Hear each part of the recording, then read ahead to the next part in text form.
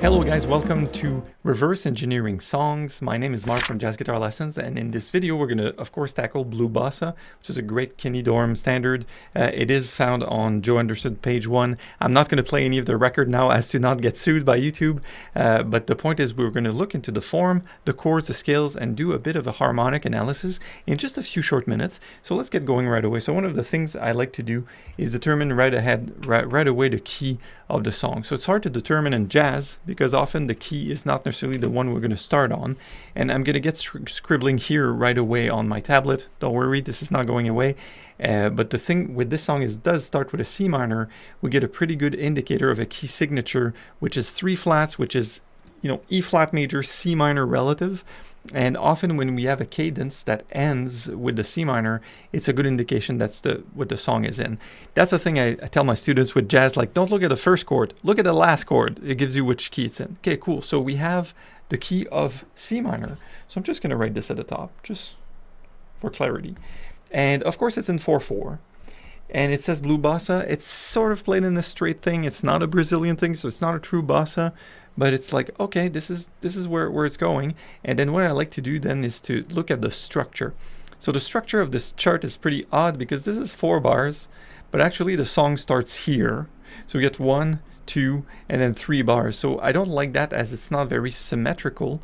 So what I prefer to do is say, look at the I reel, and aha, it's all symmetrical. So you get 4, and 4, and 4, and 4. So before digging into any single chord or single progression, what I like to do is, okay, it's 16 bars, and it's 4x4. I'm writing this, you can't see it on the screen. Let me put it here. So 16 bar, 4x4. Interesting. We know C minor, and we know something's happening here. So we will label these bars. We'll say, well, 1, 2, 3, 7, 8, so 9. So, question mark, bars 9 through 12. What's happening there? There's something happening for sure. And then that's where we can dig into looking more closely at the chords. I like to start with the chords. You can start to look at the melody, how it relates, and what kind of hints we can get. And often the chords and the melody combined together give you hints as far as what materials to use to build your improvisation. So people will say, well, what's the scale for this? Is it C Dorian? Well, maybe. Is C minor or something? Is it C Aeolian? Well, yeah, maybe. And then we'll look at the tune itself to give us that sort of information. Again, what I'm doing now is breaking it down. It's not a holy grail. As we start to look into improvisation from famous solos, all of this can go completely off the rails because, you know, jazz. All right. So first chords. I like this chart, but I'm going to pull the I reel, okay? And I'm going to use a second page here and just try to make sense of the harmony at first. So I'm going to build my little 4-bar section. So I'm going to do a double bar line here on what I will call, we'll call this the B section for the time being, and do first 8 bars. This is going to appear clear as we go. And then here we have a C minor.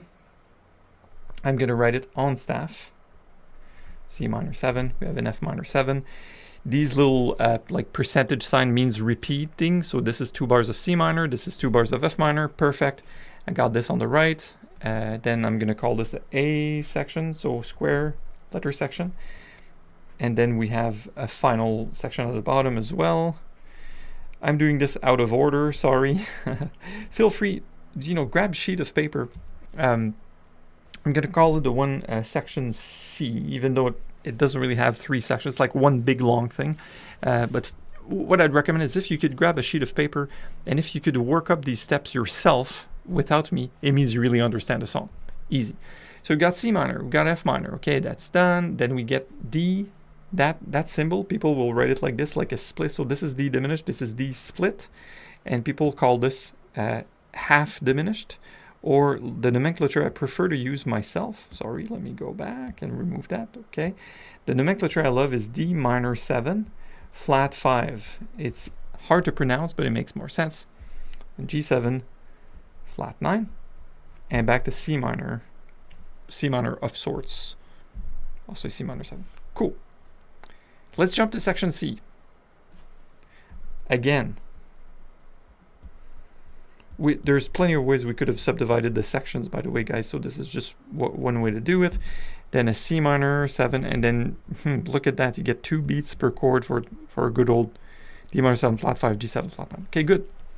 We're only missing this section, and actually I'm a contrarian in life, so let's start there. Okay, what's happening? We get a D flat triangle. The triangle means major or major 7.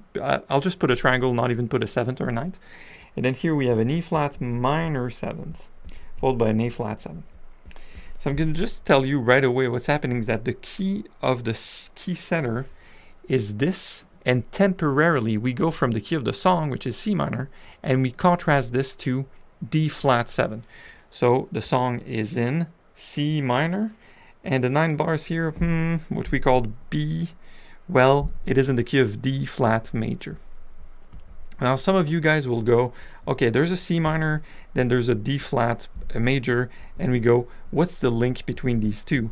And I'll just tell you, there's no like obvious link that we could decipher. We could say, well, yes, that's like flat 2 when we're analyzing it back to the C minor, but it's just like the composer decided to do that. It is a jazz song, so it just went there. Okay, so after we have that information that we are, sorry, let me go back to the previous screen here. After we have that information, we could say, well, if that's the key, it means that we probably have a 2-5. And if we extract all the diatonic chords, diatonic meaning in the key of, by the way, there's a link in the description below that I call the no-nonsense guide to jazz harmony and definitions of some of the terms. So if I say a 2-5, I say key, I say cadence, minor 2-5, all these terms are defined in that article in my very own way. I'm not Wikipedia, you know, I'm not an encyclopedia of jazz harmony, but at least it gives you an idea of what we're doing. So if I were to stack up the entire key of C major with the diatonic chord, so I'm back to C just for a moment, we will have a C major, we had a D, trying to go too fast, we have a D minor, we have an E something, you know, an F major, a G7, etc. So if you haven't done this, it would be a good time to look at the diatonic chords and go, that's 1, that's 2, that's okay, that's a 5, and that's the 2. So it's really important to know that we have a cadence that can be built off the 1st, the 2nd, and the 5th degree of the song. So if we were to replicate that process in a different key, namely D flat, well, we would find out that the D flat major is the 1, and that our E flat minor 7 is the 2, and that our A flat 7 is the 5. So we have a 2 and a 5 and a 1. So what we have, and if you haven't done this before, I may sound like I'm going really fast. If you have, maybe you're going to find it's too slow. Feel free to fast forward this video a little bit. So this is a 2 and a 5 and a 1 in that destination key. So mission accomplished. We got the bad part of the song that goes somewhere else. We got it. Great. What else is there? So for this song, we're going to look into the first chord as being our C minor. So it's a 1. I'm going to put it in small caps as an I, and then it goes to F. What is F? C, D, E, F. It's 4. So I'm going to put in small caps as well. And the 4 chord is really, really relevant as most songs go to 4. It's a 4th up. It's a natural thing to do. So the 4th degree in the key of C minor is F. And not all minor scales are the same. So you guys might have heard of melodic minor, harmonic minor, natural minor, Aeolian, which is natural minor. So they're all slightly different, but this can give you an indication of what the composer's intent was. Okay, good. So far so good. We're making progress, right? We got the key center, we got the 4/4, we got the number of bars and the structure here, and then we decided to start with our B, or our bridge section. Now, let's go back to the chords. We got the 1, we got the 4, and now we're going to get the 2 and the 5 and the 1 in the key of C minor. Slight tangent. This happens again here and over 2 bars here.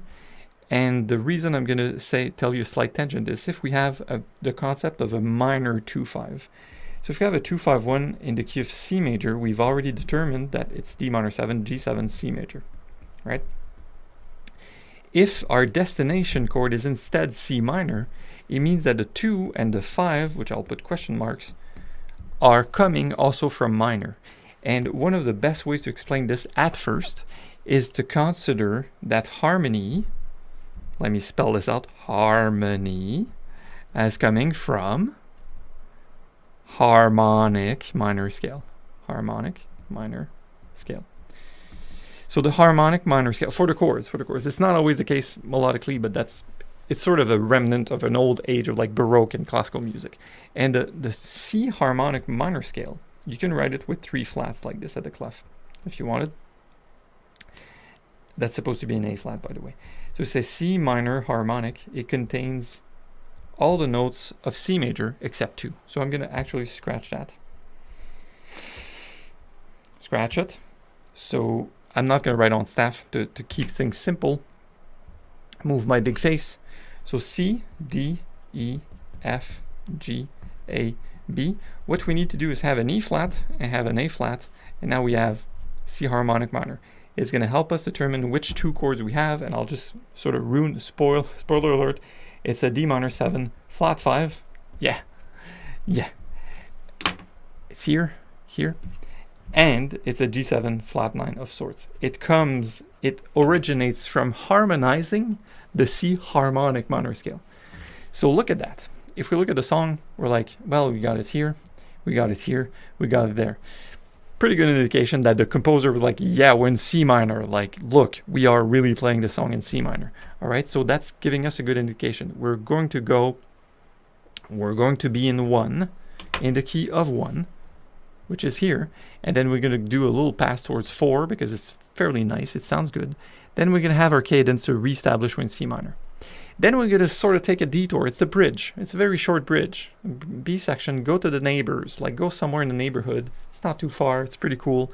And then reiterate one last time that we are in the key of C minor. That's a song. As I like to say sometimes, isn't it nice to know everything? Now you know everything. So you can just go on and do this on a million songs. Now, as per choices for improvisation, what I like to do, again, I mentioned early in the video, I like to do an analysis of the melody. So if I am to analyze the G, the F, the E flats, like all these notes within the scale, and including that A flat, so we get a complete scale, what you get, and don't be scared now, you get F Dorian, and you get C Aeolian. Doesn't mean that each time a soloist is taking a solo, it has to be on that mode, but the melody is indicative of that, all right? Including that other part of the melody, by the way. So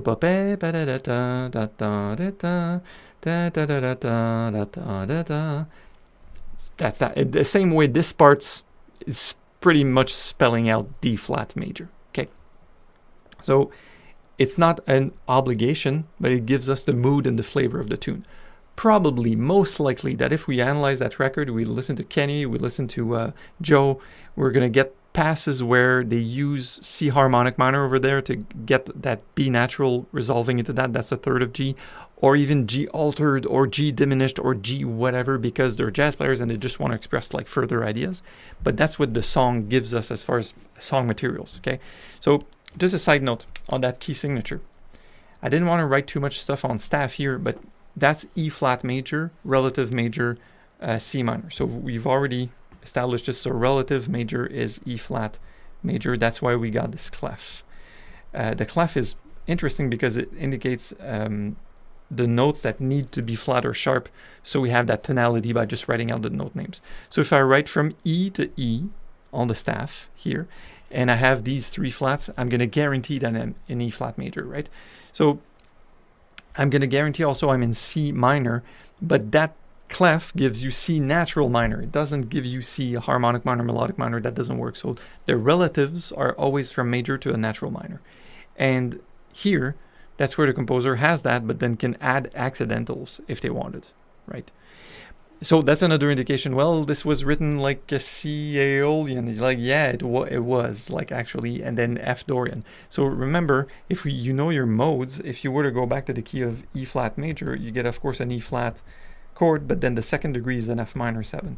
So although we don't have an F minor 7 to a B flat 7, that would be a 2-5 in the key of E flat. We are not in E flat. We're in C minor. The diatonic chords are the same. So you get an F minor, you get blah, blah, blah, blah, blah. And then you also get the C minor as the 6th one. So that's the 2, and that's the 6. So the 2 and the 6 are really cool chords. So in the context of the relative minors, the 2 and the 6, but if we look at it in the C minor, we're on 1 and 4 minor as per the root notes. What else about that? There's something to be said about perhaps, and I'm like sort of stretching out the information here, something to be said about that E flat being minor. So say, well, if we consider all of this being E flat major, kind of, it's interesting how it goes there. So it's just like a major to minor thing. Yes, sort of.